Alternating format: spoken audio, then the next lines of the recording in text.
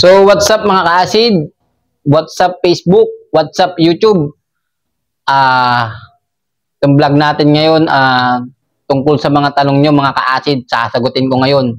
Ito yung acid reflux number 5 na, number 5 ko na, sasagutin ko lahat mga ka-acid. Sana lahat kayo nasa mabuting kalagayan at kayang-kaya nyo yan. Ito na mga ka-acid, unang nagtanong sa atin si Boss Jan Sauli Bidag. Idol, makulo din ba yung tiyan mo? Tapos basa ang tae, lagi oily. Ayan, talagang dati talagang ganyan din ako. Halos talagang pinakikiramdam ko kasi yung pagtae mo ganun, pre, titignan mo yung basa. Talagang normal lang talaga yun, nabasa talaga. Minsan kasi basa. Ganun talaga, naranasan ko yun na ganun dati. Tingin ako ng tingin sa dumi ko, kung ano yung dumi ko. Kung mo nang pansinin yun, ka-acid. Kasama na rin kasi yun pag iisip ka ng mga ganun na bagay na lagi mong iniisip yung dumi mo, lalo kang ninervyos niyan eh. Tsaka doon ka rin nagpapanik kasi baka kung ano yung may iniisip ka na naman na iba, ganun. Pabayaan mo lang siya, basta ang importante, ka-acid, araw-araw kang dumudumi. Yan ang pinaka-importante kasi sa atin talaga. Araw-araw tayong dumudumi kasi yung kinain natin, naidudumi natin. Ang mahirap talaga kung mga 3 beses ka na hindi dumudumi, yan ang mahirap. Kung basa, okay lang yun, at least mas maganda kasi yun para may lalabas niya yung dumi. Pero naranasan ko yun ka-acid na talagang halos ganun din yung dumi ko, yung laging basa. Lalo na yung nagkaroon ako ng yung nagtai ako. Yung naikwento ko nga sa vlog ko dati. Yun, sana nasagot ko ka-acid dyan sa Bidag. Dito naman tayo kay ka-acid natin, kay J. Marcanite. Grabe iyak ko, kuya. Grabe sakit ng tiyan. Naku po, ito yung talagang talaga hindi ko talaga talagang ako sobrang iyak na ako talaga nito. Talagang sobrang iyak ko nito sa ospital. Naranasan ko yan ka-acid, kaya nalagpasan ko din yan. Kaya malalagpasan mo din yan, basta lagi ka mag-pray. Tapos yung nasa ospital ako, umiyak na ako dun, talagang umiyak na nga ako, na na lang ako sa pamangkin ko dahil binabantayan niya ako dun eh. Sabi ko kasi, yung na ako nun, CR nga ako dapat. Pinapadumi nila ako. Ngayon, hindi na ako makadumi kasi yung tiyan ko, sumasakit na, kala mo puputok na yun, talagang parang puputok na, talagang bibiyak na. Ang pakiramdam ko nung parang may sugat-sugat na yung katawan, yung tiyan ko, parang biniyak na ng palakol, parang ganun. Tapos hiwa na, ganun katindi yun sa akin. Kaya huwag ka matakot kasi malalagpasan mo din yan, kasi ako nalagpasan ko yan sa tulong ng ating Panginoon. Malalagpasan mo din yan ka-acid, kaya maghintay ka lang ng tamang panahon, mawawala din yan. Gagaling ka rin katulad ko mga ka-acid. So yun, kay naman tayo, user BE5TC7. Kuya, sintomas din ba yung panay ihi sa gabi ng anxiety? Oo, lalo na pagka nininervyos ka kasi niyan eh. Kapag minsan kasi pagka gabi-gabi na, minsan paggabi na ihi ka ng ihi, kasama rin sa nervyos yan pag ihi ka ng ihi, kasi nagpapanik ka, iihi ka rin, parang ganun, ihi ka na ng ihi. Lalo na pag marami kang ininom na tubig, ihi ka rin ng ihi. Pero mas maganda na ihi ka ng ihi. Pero ang mahirap kasi pagka minsan yung ihi ka na ng ihi, pag nininervyos ka, mahirap yun. Kailangan yung ihi mo, yung normal lang na ihi ka dahil naiihi ka. Hindi yung iihi ka dahil nervous ka, ganun. Para, ganun kasi yun. Kaya kasama yun sa anxiety, yung ihi ka ng ihi kasi nervous ka, kinakabahan ka, kaya ihi ka ng ihi. Naranasan ko yun kasi yung nagpa-check up ako, ihi din ako ng ihi, tapos paniinom ko ng tubig. Tapos mamaya yung ako na yung ano, sasalang, ihi pa rin ako ng ihi. Ihi muna ako, dok, sabi ko. Tapos iinom na naman ako ng tubig. Kaya ganun.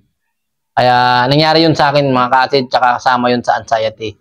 Pero wag kang mangamba dyan, ka-acid, dahil kasi malalagpasan mo rin yan, katulad ko, mga ka-acid. So, ito na tayo sa kay ka-acid natin ni user. Nagpa-check up ako, sabi astigmatism raw. Ako po, kung depende naman yan kung acid reflux ba yan. Kasi hindi naman talaga ako doktor o professional. Talagang nakaranas lang ako ng acid reflux. Kung astigmatism, sabi ng doktor, syempre doktor yun, mas nakaalam niya kung ano yung ano ng kung nagpa-check up ka sa ano, kung ano yung pina-check up mo. Kasi syempre mas alam nila yan. Kaya ako hindi naman ako doktor. Mas maganda talaga magpasuri tayo sa doktor. Mas alam nila yan eh kasi sila yung nag-aral dyan. Mga ka-acid. Kaya to. Kay ka-acid natin si Marie Maluping. May GERD din po ako. Pwede po ba sumali sa GC nyo? Pwede po. Talagang pwede po kayo sumali sa GC. Basta kailangan kasi ang GC kasi dati ako talaga sumali ako sa GC, acid. Ngayon yung time na malakas pa yung anxiety ko, nag-quit ako doon kasi nga yung iba doon gusto na nilang matigok, mawala sa mundo. Siyempre ako malakas yung anxiety ko noon. Parang nadadala ako noon, parang kasi yung time na sa GC na sinalihan ko, walang nagpapalakas ng loob. Walang ganito, normal lang yan, ganito, ganyan, lumabang kayo, wala. Sabi ko, ano bang klaseng yun? Siyempre, gusto ko sana may mga ganun na may nagpapalakas ng loob. Dito sa GC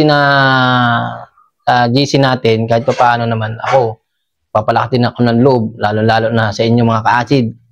Gumaling naman na ako dyan. Tsaka marami na talagang gumaling dito sa acid reflux. At tsaka sa anxiety. Basta kontrolin nyo lang yung takot nyo. Huwag kayong matakot. Huwag kayong tapos, huwag kayong masyadong nervyusin. Relax lang. Ang natake ka ng acid, walang problema. Hayaan mo lang siya. Anxiety, wala yan. Hindi ka mamamatay dyan. Ganun lang yan mga ka-acid. Isipin mo parang wala lang. Tuloy mo pa rin yung gagawin mo. Ano yung gagawin mo sa buhay mo. Basta mas maganda yung mo yung sa pamilya mo, yung ituon mo sa pamilya mo, yung gagawin mo. Ganun yun mga ka-acid. Tapos pwede kang sumali sa GC basta kayang-kaya mo na yung mga katulad kasi dito sa GC may mga bago akong pinapasok dito. Siyempre yung iba hindi pa alam yung mga sintomas ganyan, nagtatanong din sila. Ngayon may mga bagong pumapasok kaya nagsasabi sila ng nararamdaman nila, kaya sana kung ipapasok ka dito unawain mo din sila, kumbaga nagsasabi kasi sila ng nararamdaman nila, tapos wala dito kasi sa GC walang ibang nakakaramda na nakakaintindi kundi kayo rin kasi pare-pares kayong sintomas, nakakaalam ng sintomas katulad ko, parang ganun, parang tayo din, parang ganun mga ka-acid. Pero ako, nalagpasan ko na rin, kaya medyo okay na ako. Kaya sana kayo rin, mga ka-acid. Tapos dito tayo kay ka-acid na si Raymond Noche. Boss, anong number mo? Sabi niya. Araw-araw ba kayo nahihirapan pag huminga, masakit ang likod? Naku, ito yung dati talaga araw-araw akong nahihirapan huminga. Lalo na yung unang sintomas ko. Ikikwento ko yun sa susunod na vlog ko. Yung unang sintomas ko, talagang nahihirapan na huminga kasi nagbara ng inilalamunan ko dito. Doon, ninervyos na ako kasi, parang wala na, parang katapusan mo na, parang kala mo, ganun ng buhay mo. Kasi, may barado na yung, alam mo dito eh. Hindi ka na makahinga eh. Tapos, ganun na ako ng ganun, ganun na ako ng ganun, Tapos, inom na naman ang tubig. Siyempre, kinakabahan ka na naman nun. Kasi, magbara na yung dito mo. Ay, nahirapan ka na huminga. Lalo ka mahirapan huminga. Siyempre, lalo pag pumasok pa yung anxiety, lalo ka na naman mahirapang huminga. Nagdoble na, parang ganun. Yun ang mahirap. Naranasan ko yung acid Raymond Noche. Kaya huwag kang matakot, relax ka lang, step by step, dahan-dahan. Ano mo rin yan, magagamay mo rin yung sakit na acid reflux, anxiety. Relax lang, laging relax, huwag kang matakot, gawin mo nung anong gusto mong gawin, tapos pray. Yan, number 1, pray kay Lord. Tapos, tayo kay user RB8GP7. Idol, ramdam ko rin ang nararamdaman mo talaga. Sobrang hirap talaga. Grabe din pinagdaanan ko sa GERD at anxiety. Hanggang ngayon, ganun pa rin ako, pero nakukontrol ko na. Yun, tama yung ano mo, ka-acid. Talagang makukontrol din natin yan. Hindi tayo pwedeng siyang kukontrol sa atin. Siyempre, pag may, alam mo, pag may tunay kang pananampalataya kay Lord, makukontrol mo talaga yan. Hindi ka pwedeng siyang kukontrol sa'yo. Kasi si Lord lang naman talagang pwedeng kumitil sa ating buhay at saka maniwala tayo sa Kanya. Believe yourself and believe to our God. Nakapag-English tuloy si Cardo. Hindi ko alam kung ano ka-acid kung alam kung marunong tayo sa mga Englishan, mga ka-acid. Nako, dito tayo kay ka-acid natin ni user MQ5SW7.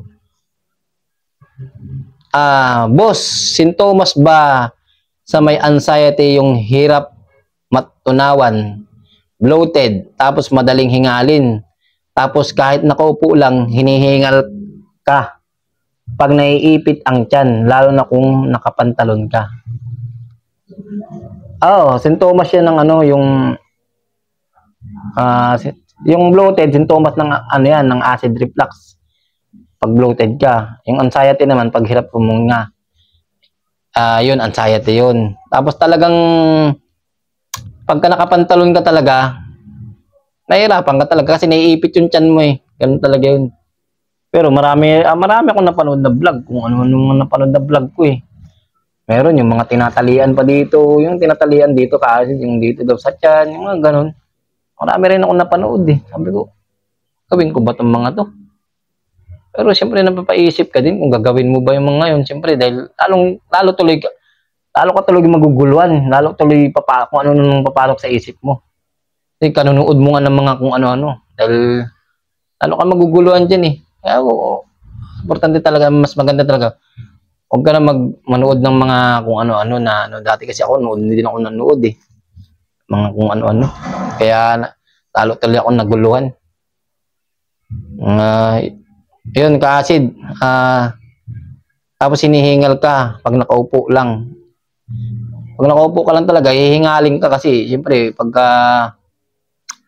wala tayong exercise araw-araw, pre, kailangan kasi katawan natin talaga may exercise yan. Kahit palakad-lakad lang sa umpisa. Ako yung nag-exercise talaga ako. Pinilit ko talaga mag-exercise para pagpawisan yung katawan. Talagang inano ko na yung sarili ko kasi mahirap pag dito ka lang sa bahay.